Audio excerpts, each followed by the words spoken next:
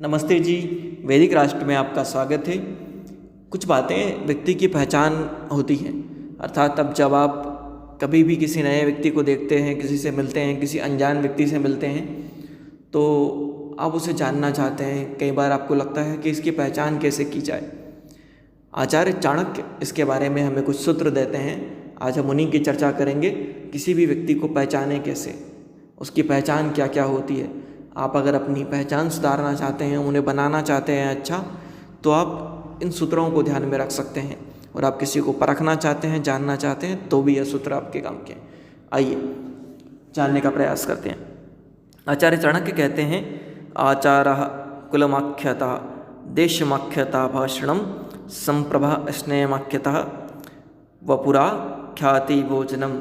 अर्थात उसके जो आचरण है, मनुष्य कैसे तरीके से व्यवहार करता है, जैसे कोई परेशानी आ गई तो किस तरीके से उसका व्यवहार होता है, किसी ने कुछ गलत कर दिया तो उसका प्रत्युत्तर वह कैसे देता है, गुस्से में देता है या फिर प्यार से देता है। यह चीज़ें उसका आचार व्यवहार बताते हैं कि वह कैसे कुल का है।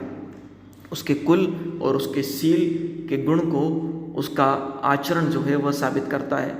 इसीलिए अच्छे आचरण वाले लोग शीलवान होंगे, उनका जो आचरण जो है वो शुद्ध होगा। जैसे अगर आपने उनको धन दिया या कोई भी चीज़, तो ऐसे लोग जो अच्छे कुल से होते हैं, अच्छे शीलवान लोग होते हैं, वो किसी भी परिस्थिति में कोई भी बुरी हरकत नहीं करेंगे। दूसरा, व्यक्ति की बोलचाल जो होता है, उसकी चाल और उसका बोलना, ये दो चीज़ें व्यक्ति के देश का स्मरण करवाती हैं।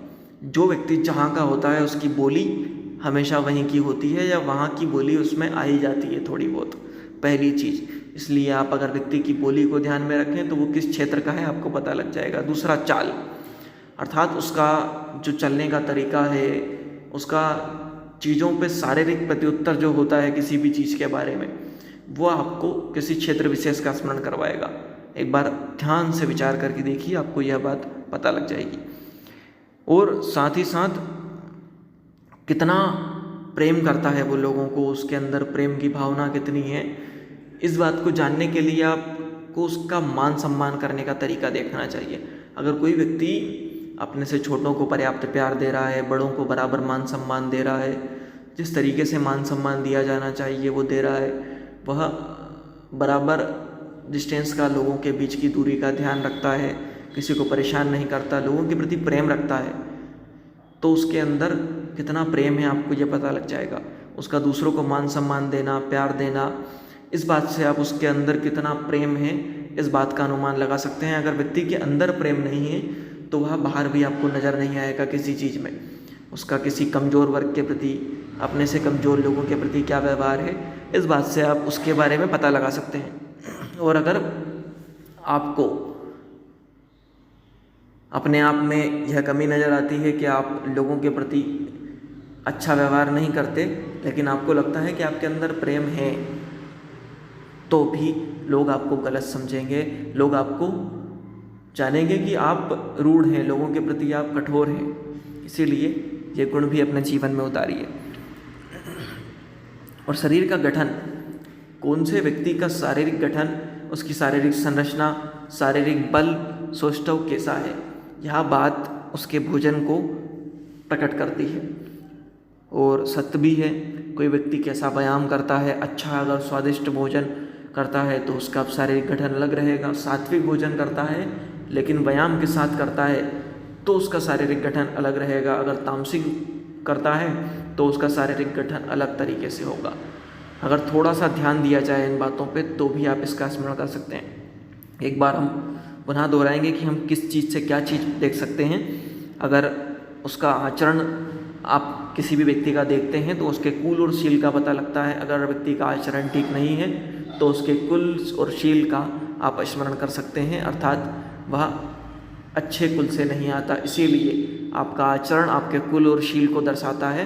कहीं भी जाएं तो अपने कुल की मर्यादा का ध्यान रखें।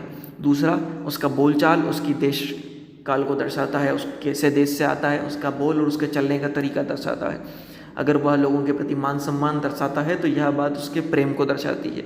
साथ ही साथ उसका शारीरिक गठन उसके आहार को दर्शाता है कि वो कैसा आहार लेता है, कैसा उसको व्यायाम का दृष्टिकोण है, उसके समाज में स्वास्थ्य के प्रति क्या दृष्टिकोण है, ये व्यक्ति का शारीरिक सौष्ठव दर्शाता है।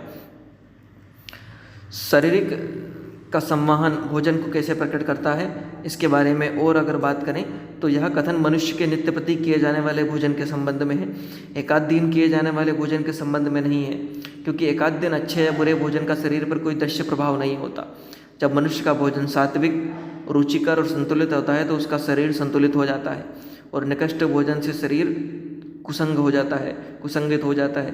किसी मनुष्य के शरीर का सम्मान संचालन देखकर यह अनुमान लगाया जा सकता है कि मनुष्य कैसा भोजन करता है।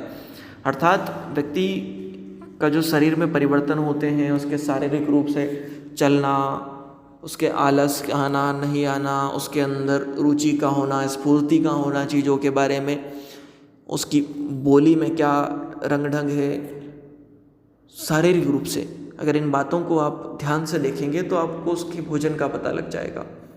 आप भी कोशिश कीजिए और लोगों को देखना सीखिए, लोगों के बारे में जानना सीखिए।